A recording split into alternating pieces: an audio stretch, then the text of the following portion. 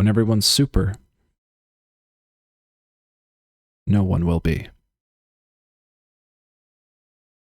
The quote comes from Syndrome, from the movie The Incredibles. He's right. He was a villain, sure, but he's right. Think about the creator economy. DJs, musicians, actors, celebrities. They've all held the keys to fame for years. But now, some kid in his parents' basement is streaming Roblox live on Twitch and can get more social clout than a B-list celebrity.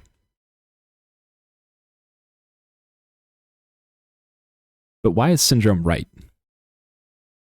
And what is he actually saying? Scarcity creates meaning. Scarcity has value. However, abundance erodes meaning. And abundance has no value. What happens to human beings when scarcity disappears and all that's left behind is abundance? Think about the creator economy since the 1950s. Radio, Hollywood, music, television stations. Who held the keys? The big players. You couldn't easily start your own TV show if you wanted to. You couldn't easily get your song played on the radio. You had to figure out a way to put yourself into that world. Often by traveling to a new city, trying to make it big, looking for a chance to be seen or noticed by someone who had the power to put you on the big screen or put you on the radio. You had to figure out who that was. You had to try and you had to fail a lot. And there is a lot of stories of people who tried and failed. People who never made it into fame. The bar for entry was so high, it could feel impossible to climb. But then the barrier broke. New media arrived. The internet. And funny enough, it broke without everyone noticing it at the same time. A few people figured it out before everyone else did. But now it's becoming more and more clear. Anyone can become famous, including that kid streaming Roblox in his parents' basement.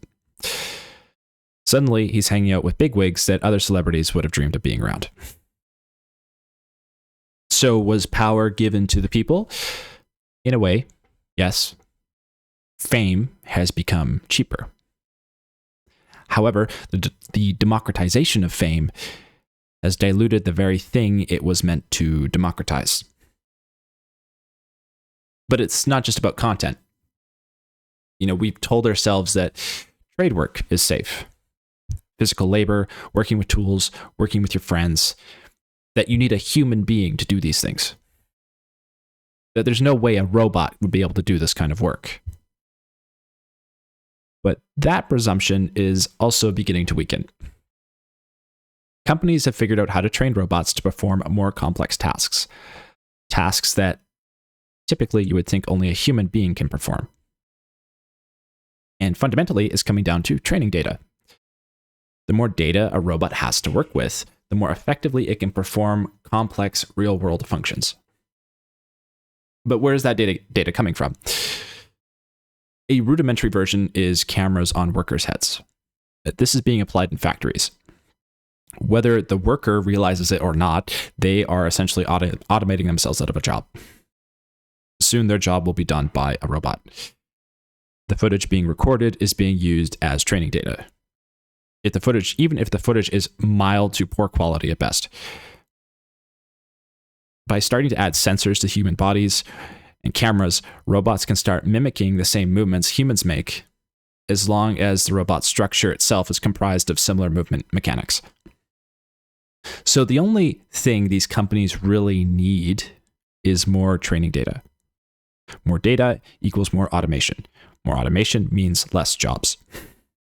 So the wall is coming down fast. It's coming down a lot faster than you're thinking, and that speed continues to increase. It's accelerating. We are inside of an artificial intelligence boom.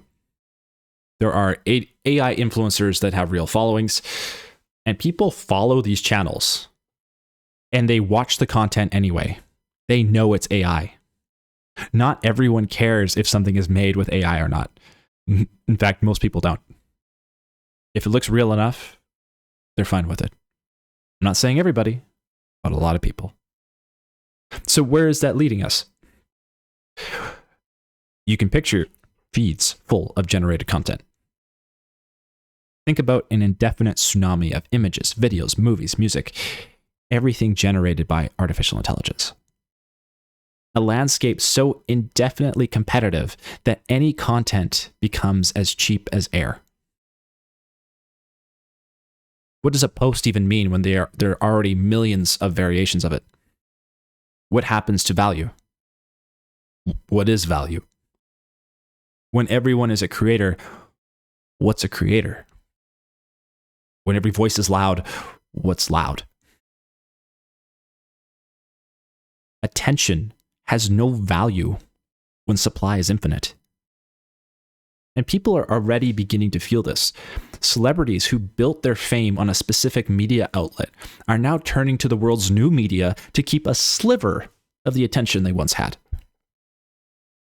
They are losing the very attention they've built. It's becoming valueless. And the funny thing is, you've kind of seen this before.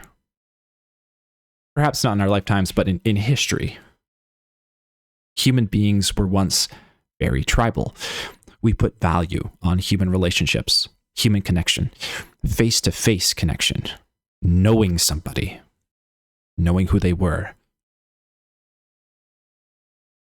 Are we reverting back to that place? Because when you think about trust, it's shrinking. It's shrinking back to proximity. You can no longer trust what you see on the internet. We can watch a video and ask ourselves, is this AI? Is this fake? Is this even real, what I'm looking at? Influence is beginning to compress back to people you actually know in real life. Your neighbor, your circle of friends, the people you see at the gym or the library or at school. Faces you recognize. We've built 200 years of technology to get out of the village. And yet here we are, back in the village.